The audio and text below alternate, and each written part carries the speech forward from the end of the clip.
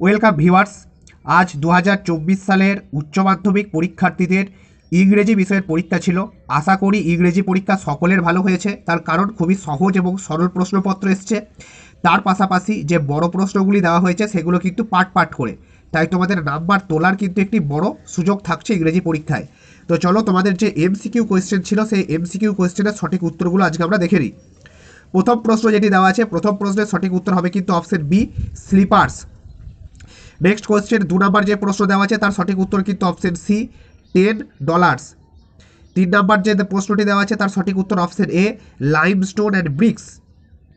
Next 4 number যে প্রশ্ন আছে তার সঠিক উত্তর কিন্তু digging the soil in front of his heart. 5 number যে প্রশ্নটি দেওয়া আছে তার সঠিক উত্তর কিন্তু উইন্টার ইভিনিং, অর্থাৎ অপশন ডি। নেক্সট 6 নাম্বার প্রশ্নের সঠিক উত্তর কিন্তু option C, summer's lease. Next তোমাদের 7 নাম্বার কোয়েশ্চেন যেটি দেওয়া আছে তার সঠিক উত্তর কিন্তু option B, white and wet. 8 number যে কোয়েশ্চেন দেওয়া আছে তার সঠিক উত্তর হচ্ছে অপশন সি, পেল।